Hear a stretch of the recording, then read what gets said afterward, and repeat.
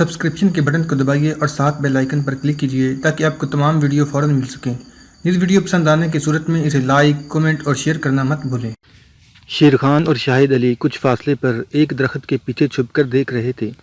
چند لمحوں کے بعد ناگداسی جھونپڑے سے باہر نکلی تو اس کے پاس سانپ نہیں تھا۔ سانپ نہ اس کی گردن میں لپٹا ہوا تھا اور نہ اس کے ہاتھ میں تھا۔ شاہد علی نے شیر خان کے کان میں سرگوشی کی۔ اس نے سانپ جھونپڑے میں کسی پٹاری میں بند کر دیا ہے۔ ناگداسی اب درختوں کی مخالف سمت کو جا رہی تھی۔ کچھ دور چلنے کے بعد وہ درختوں میں گھری ہوئی ایک چار دیواری کے پاس آ کر رک گئی۔ دیوار میں ایک دروازہ تھا جو بند تھا۔ ناگداسی نے رک کر ایک لمحے کے لیے اپنے ارد گرد دیکھا اور پھر دروازہ کھول کر اس کے اندر چلی گئی۔ دروازہ اس نے اندر جاتے ہی بند کر دیا۔ مجاہد شاہد علی کہنے لگا، اگر یہ عورت کچھ دیر کے بعد باہر نہ نکلی تو اس کا مطلب یہ ہوگا کہ وہ اسی جگہ پر رہتی ہے۔ شیر خان بولا، ہمیں ذرا آگے چل کر اس جگہ کا معائنہ کر لینا چاہیے۔ وہ درخت کی آڑ سے نکلے اور چار دیواری کے قریب آ کر دائیں طرف گھوم گئے۔ چار دیواری کے اندر ایک کوارٹر سا دکھائی دے رہا تھا۔ دیوار زیادہ اونچی نہیں تھی۔ وہ دیوار کے اوپر سے اندر جھانکے۔ چار دیواری کے درمیان میں ایک کمرہ بنا ہوا تھا جس کی چھت ناریل کے پتوں کی بنی ہوئی تھی اور دیواریں پتھر کی تھیں۔ صحن میں ایک جانب ایک گائے بندھی ہوئی تھی۔ ایک درخت کے نیچے تخت پوش تھا۔ کونے میں بھی ایک چھوٹا سا کمرہ تھا، شاید یہ غسل خانہ یا باورچی خانہ تھا۔ ناگداسی صحن میں نہیں تھی، شاید وہ کمرے میں داخل ہو گئی تھی۔ اتنے میں کمرے کے روشن دان اور کھڑکی میں اچانک بجلی کی روشنی ہو گئی۔ کسی نے اندر جا کر بجلی کا بلب روشن کر دیا تھا۔ یہ ناگداسی ہی ہو سکتی تھی۔ کھڑکی پر پردہ گھرا ہوا تھا۔ شیر خان نے شاہد کی طرف دیکھا اور بولا، میرا خیال ہے ناگداسی یہیں رہتی ہے۔ شاہد علی نے کہا، پھر بھی میرا خیال ہے کہ ہمیں کچھ دیر رک کر انتظار کر لینا چاہیے۔ اور وہ چار دیواری کے دروازے سے ہٹ کر درختوں کے نیچے آ کر بیٹھ گئے۔ وہ 10-15 منٹ وہاں بیٹھے رہے۔ دروازہ اسی طرح بند رہا، کوئی باہر نہ نکلا۔ وہ اٹھ کر کوارٹر کے دیوار کے قریب آ گئے۔ انہوں نے دیوار کے اوپر سے اندر نگاہ ڈالی۔ کوارٹر کے کمرے کی بتی بجھ چکی تھی۔ شاہد علی نے آہستہ سے کہا، یقین کرنا ہی پڑے گا کہ ناگداسی اسی جگہ رہتی ہے اور ہمارا دشمن ڈاکٹر پلائی اسے ملنے رات کو اسی جگہ آتا ہوگا۔ وہ دونوں وہاں سے چل پڑے۔ شیر خان بولا، اپنی طرف سے مندر کے ہیڈ پجاری نے ناگداسی کے اس مکان کو خفیہ رکھا ہوا ہے۔ یہ اس لیے کیا گیا ہے کہ جب سائنسدان ڈاکٹر پلائی ناگداسی سے رات کو ملنے آئے تو کسی کو خبر نہ ہو۔ مجاہد شاہد علی نے کہا، بات جو میری سمجھ میں آئی ہے وہ یہ ہے کہ بھارت کے دفاعی ایٹمی تحقیقاتی ادارے کا یہ ڈائریکٹر جنرل ڈاکٹر تھانو پلائی حکومت کے لیے بڑی اہمیت رکھتا ہے۔ جو کام ڈاکٹر پلائی کر رہا ہے یہ کوئی دوسرا بھارتی سائنسدان نہیں کر سکتا۔ چنانچہ بھارتی حکومت کو اس کے تمام ناز نخرے اٹھانے پڑ رہے ہیں۔ یہ حکومت کو بھی معلوم ہے کہ ڈاکٹر پلائی رنگین مزاج آدمی ہے اور یہ ناگداسی پر فریفتہ ہے اور اس سے ملنے جاتا ہے۔ ڈاکٹر پلائی سے چونکہ بھارتی حکومت کے انتہائی قیمتی مقاصد وابستہ ہیں، اس لیے وہ چشم پوشی سے کام لیتے ہوئے اسے کھل کھیلنے کا موقع بہم پہنچاتی ہے۔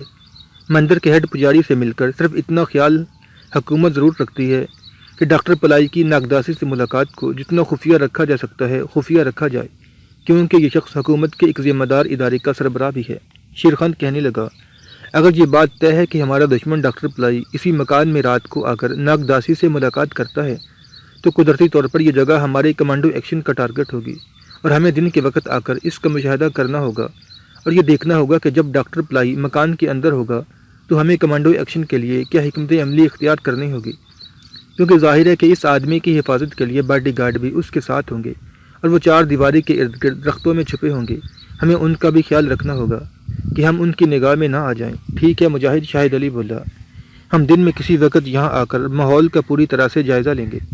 شیر خان نے کسی قدر تشویش کا اظہار کرتے ہوئے کہا، سب سے پہلے تو ہمیں یہ معلوم کرنا ہوگا کہ ڈاکٹر پلائی کس رات کو ناگداسی کے پاس آتا ہے۔ اس کا کھوج لگائے بغیر تو ہم کوئی قدم آگے نہیں بڑھا سکتے۔ شاہد علی نے کہا، اس مسئلے کا حل تو یہی ہے کہ ہم میں سے کوئی ایک ہر رات یہاں آ کر معلوم کرے کہ ہمارا دشمن ناگداسی سے ملنے آیا ہوا ہے یا نہیں۔ شیر خان بولا، یہ کیسے پتہ چلے گا کہ اس وقت ڈاکٹر پلائی ناگداسی کے کوارٹر میں ہی ہے؟ ظاہر ہے اس کے باڈی گارڈ بھی چھپے ہوئے ہوں گے، وہ ہمیں رات کو دکھائی نہیں دیں گے۔ یہ تو ہے، شاہد علی نے کہا۔ پھر تمہارے خیال میں ہمیں کیا کرنا چاہیے؟ شیر خان نے پوچھا۔ شاہد علی نے مسکراتے ہوئے کہا، میرا خیال ہے کہ ابھی تو ہمیں اپنے ٹھکانے پر جا کر سو جانا چاہیے، اس بارے میں کل تازہ دم ہو کر سوچیں گے۔ وہ باتیں کرتے جب اس چومپڑے کے قریب سے گزرے جہاں ناگداسی نے گلابی رنگ کے سانپ کو چھپایا تھا تو شاہد علی رک گیا اور کہنے لگا، ذرا اس جھونپڑے میں آؤ، دیکھتے ہیں اس عورت نے سانپ کہاں چھپایا ہے۔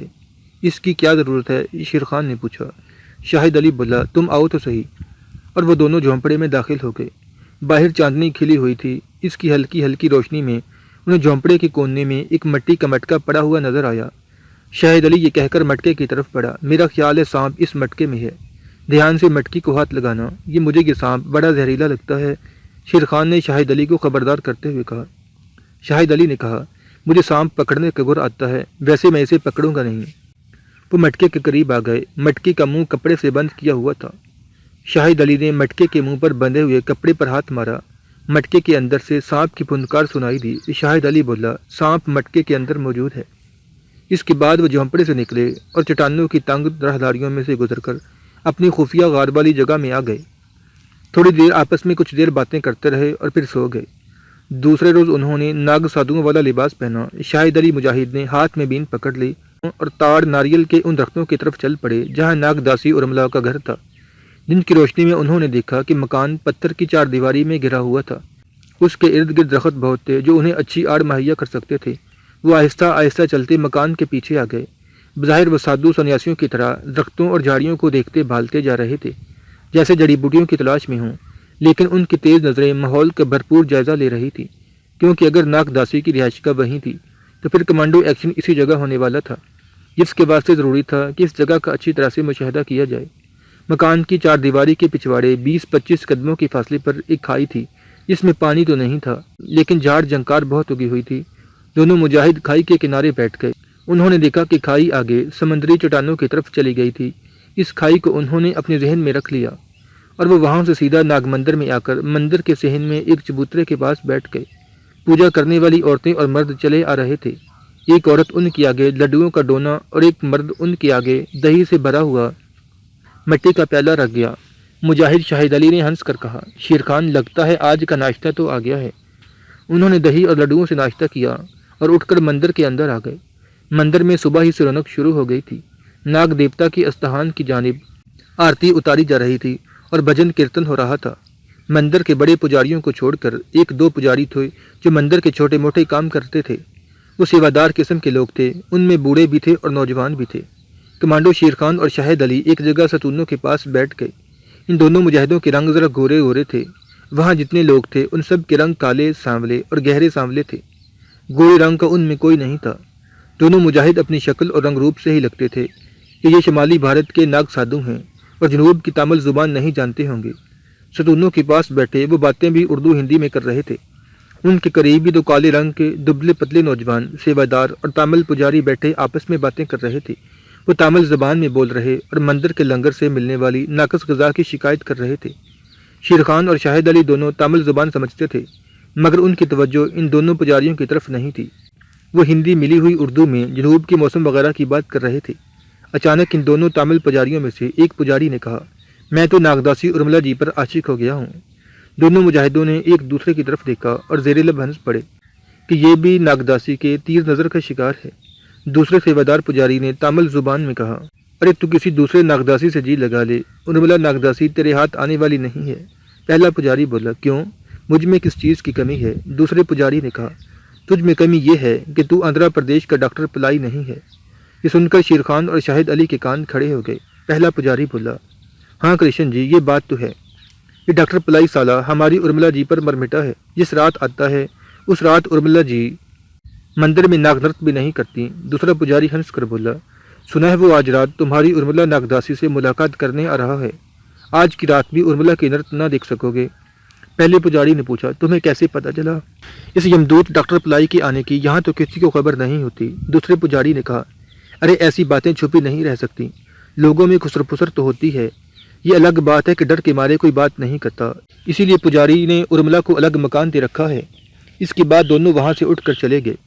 جس چیز کی دونوں مجاہدوں کو تلاش تھی وہ انہیں مل گئی تھی۔ شیر خان کہنے لگا، شاہد علی، لگتا ہے قدرت ہمارے ساتھ ہے اور ہماری مدد کر رہی ہے، ورنہ یہ کیسے ہو سکتا ہے کہ ہم اتفاق سے یہاں آ کر بیٹھیں اور ہمیں پتہ چل جائے کہ ناگداسی کس رات ڈاکٹر پلائی سے ملنے والی ہے۔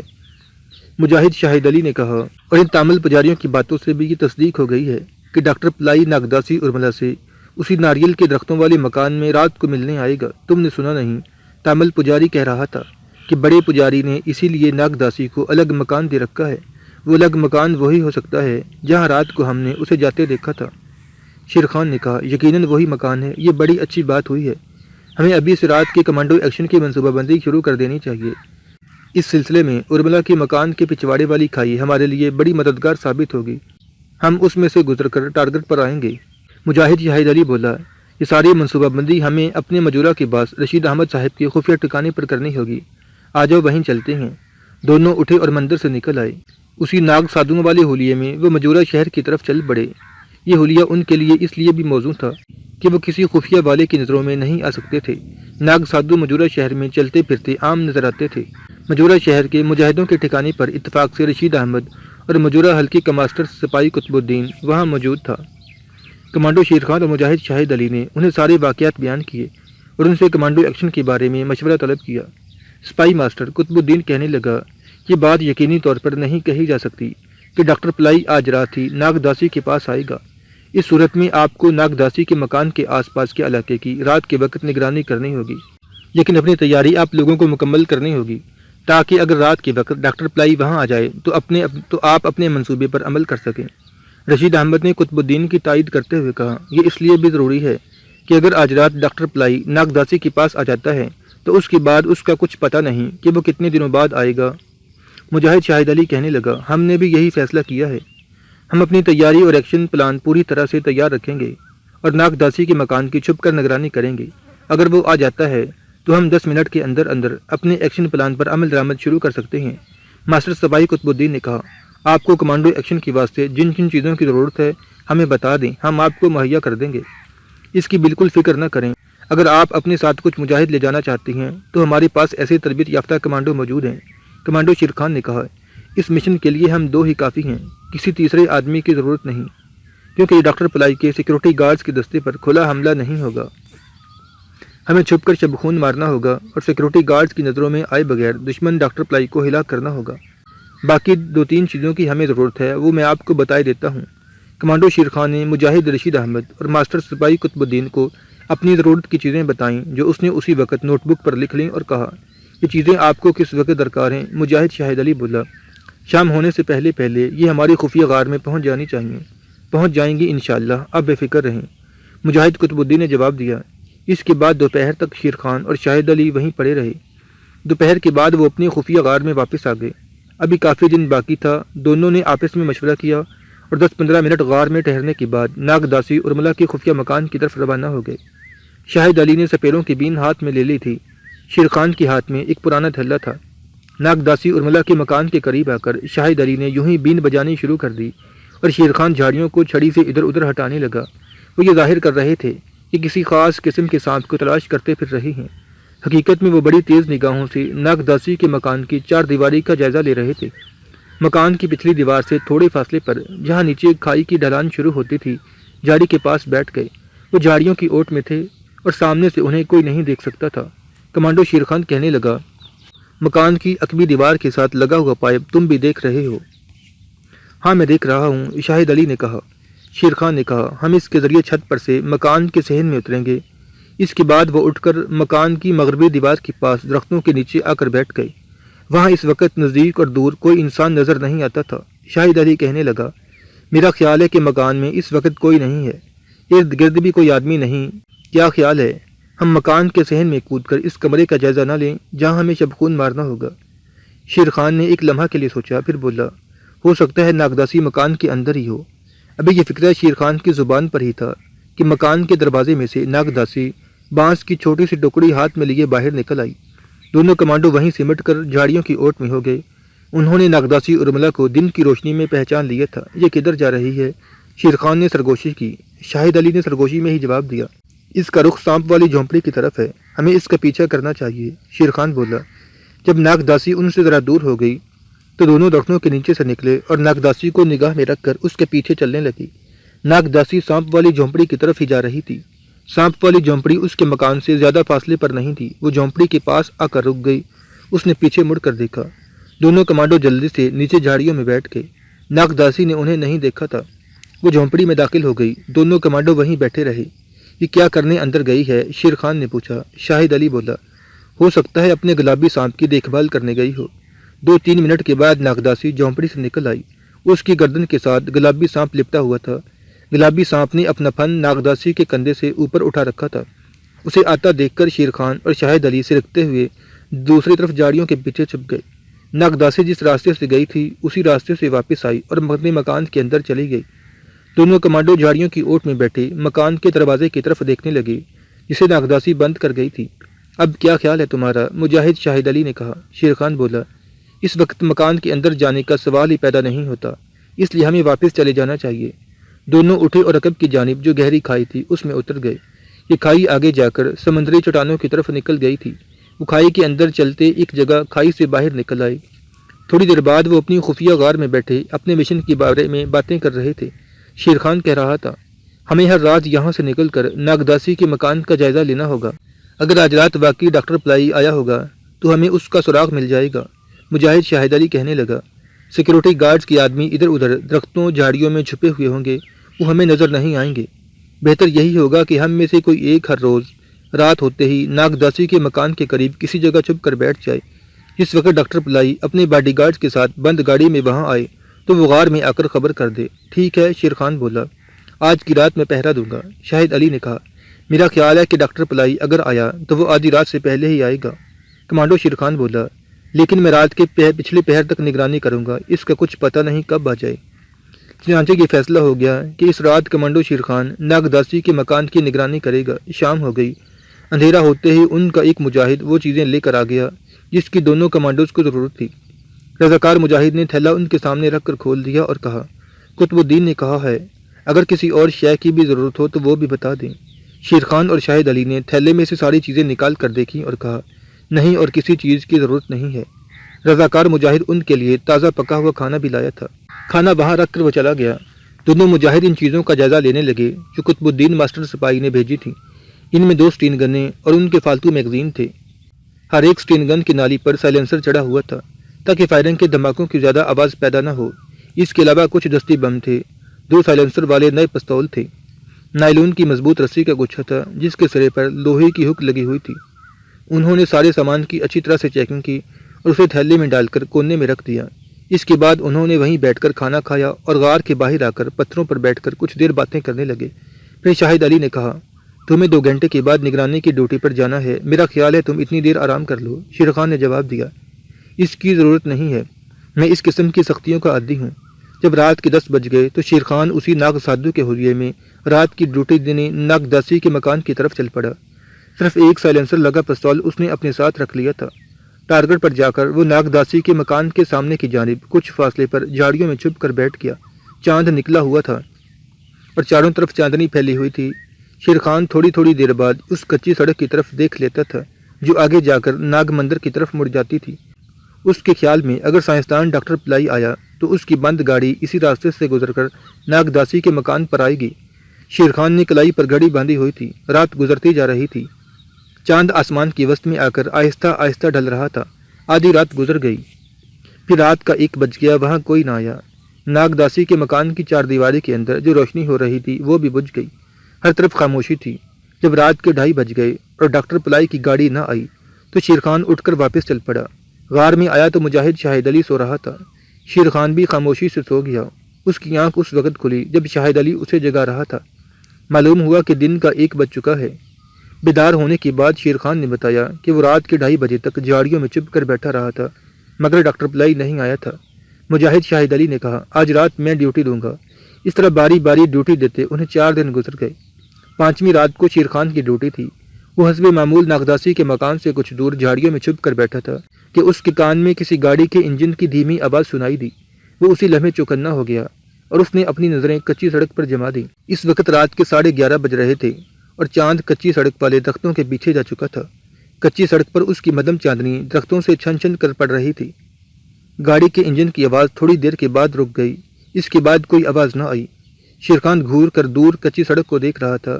معلوم ہوتا تھا کہ گاڑی سڑک پر آگے آنے کی بجائے پیچھے ہی کسی جگہ رک گئی تھی۔ اس کے بعد خاموشی چھا گئی۔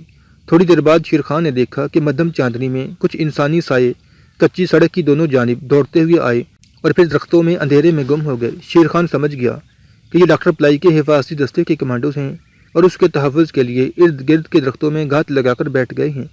یہ کمانڈو اس طرف بھی آ سکتے تھے جہاں شیر خان چھپا ہوا تھا۔ یہ سوچ کر شیر خان جلدی سے اٹھ کر پیچھے چلا گیا۔ وہ اپنی پہلی پوزیشن سے 15 قدم پیچھے آ کر کھائی کے کنارے ایک ایسی جگہ چھپ کر بیٹھ گیا جہاں سے وہ ناگداسی کے مکان کو دیکھ سکتا تھا۔ وہ یہ یقین کرنے کے بعد وہاں سے واپس جا کر شاہد علی کو بتانا چاہتا تھا کہ ڈاکٹر پلائی ناگداسی کے مکان میں داخل ہو گیا ہے۔ اس دوران وہ جہاں تک ہو سکتا تھا سیکورٹی گارڈ کمانڈو کے بارے میں بھی یہ معلوم کر لینا چاہتا تھا کہ انہوں نے کس کس جگہ پوزیشنیں سنبھالی ہوئی ہیں، مگر مدھم چاندنی اور درختوں جھاڑیوں کی بھرمار میں یہ سراغ لگانا مشکل تھا۔ شیرخان کی نظریں ناگداسی کے مکان کے دروازے اور اس کی آگے کچی سڑک پر لگی ہوئی تھی۔ وہ سمجھ گیا تھا کہ ڈاکٹر پلائی کے باڈی گارڈ پہنچ گئے ہیں اور اب وہ بھی تھوڑی دیر میں آنے والا ہے۔ جہاں کمانڈو شیرخان چھپا ہوا تھا وہاں آگے 1 فٹ اونچی گھاس اور جھاڑیاں تھیں، ان کے اوپر پھیکی چاندنی میں درختوں نے اندھیرا کر رکھا تھا۔ کمانڈو شیرخان کی عقابی نگاہیں چاروں طرف دیکھ رہی تھیں۔ اچانک اسے کچھ فاصلے پر 3 انسانی سائے ایک طرف سے نکل کر دوسری طرف جدھر ناریل کے درخت تھے دوڑ کر جاتے نظر آئے۔ وہ سمجھ گیا کہ ڈاکٹر پلائی کے سیکورٹی گارڈ پوزیشنیں سنبھال رہے ہیں۔ اس کا مطلب تھا کہ سیکورٹی گارڈز کے کمانڈو نے ناگداسی کے مکان کو چاروں طرف سے اپنے گھیرے میں لے لیا تھا اور مکان کے سامنے کی طرف خاص طور پر ان لوگوں نے مورچے سنبھال لیے تھے۔ اتنے میں کچی سڑک پر کچھ اور انسانی سائے نظر آئے۔ یہ تیز تیز ناگداسی کے مکان کی طرف بڑھ رہے تھے۔ چاندنی بہت پھیکی تھی۔ یہ غروب ہوتے چاند کی روشنی تھی جو درختوں کے پیچھے سے کچی سڑک پر پڑ رہی تھی۔ یہ انسانی سائے ناگداسی کے مکان کے قریب آنے کے بعد رک گئے۔ ان میں سے ایک سایہ مکان کے دروازے کی طرف بڑھا۔ کمانڈو شیرخان نے اسے بڑے غور سے دیکھا۔ یہ درمیانے قد کا آدمی تھا۔ ایک باڈی گارڈ مکان کے دروازے تک اس کے ساتھ آیا۔ جب درمیانے قد کا آدمی دروازے کے اندر چلا گیا تو باڈی گارڈ کا سایہ دوڑ کر مکان کے بالکل سامنے درختوں میں غائب ہو گیا۔ ان لوگوں نے ناگداسی کے مکان کے چاروں طرف اپنا جال پھیلا دیا تھا۔ اس جال سے بچ کر نکلنا اور ناگداسی کے مکان تک پہنچنا کسی عام آدمی کے بس کی بات نہیں تھی۔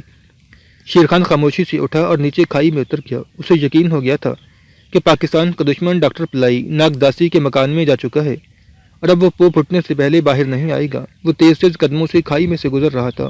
آخر وہ اپنی خفیہ غار میں پہنچ گیا۔ مجاہد شاہد علی جاگ رہا تھا۔ کمانڈو شیرخان کو دیکھتے ہی بولا، ضرور ہمارا شکار پنجرے میں داخل ہو چکا ہے۔ شیرخان بولا، شکار تو پنجرے کے اندر موجود ہے، لیکن پنجرے کے باہر ایک ایک درخت جھاڑی کے پیچھے ایک ایک سیکورٹی گارڈ پوزیشنیں لے بیٹھا ہے۔ اور پھر شیرخان نے اسے ساری بات بیان کر دی۔ مجاہد شاہد علی نے تھیلے سے ایک سٹین گن نکال کر شیرخان کی طرف اچھالی۔ ایک سٹین گن اپنے کندھے سے لٹکائی، 3 دستی بم شیرخان کو دیے، 3 دستی بم لمبے کرتے میں ڈالے اور بولا، شیرخان، مزہ اسی میں ہے کہ دشمن کے مورچے میں گھس کر اس کو نیست و نابود کیا جائے۔ کمانڈو شیرخان نے کہا، لیکن شاہد علی، ہمیں سارا کام خاموشی اور خفیہ طریقے سے کرنا ہے۔ دشمن کا کوئی ایک مورچہ نہیں ہے، اس کے مورچے ٹارگٹ کے چاروں طرف ہیں۔ ہماری طرف سے ایک فائر بھی غلط جگہ پر ہو گیا تو ہم دشمن کا مقابلہ تو ضرور کریں گے، مگر ہمارا مشن فیل ہو جائے گا اور ڈاکٹر پلائی ہمارے ہاتھ سے نکل جائے گا جو ہمارا اصل دشمن ہے۔ مجاہد شاہد علی جذباتی ہو رہا تھا۔ اس کے جذبات شیرخان کے نزدیک انتہائی قابل قدر تھے، مگر یہاں صورتحال دوسری تھی۔ یہاں شیر کی طرح سامنے سے آ کر حملہ کرنے والی بات نہیں تھی، بلکہ یہاں چیتے کی طرح درخت کی شاخ پر سے نیچے دشمن پر چھلانگ لگا کر اسے اس طرح دبوچ لینا تھا کہ اس کی آواز بھی نہ نکل سکے۔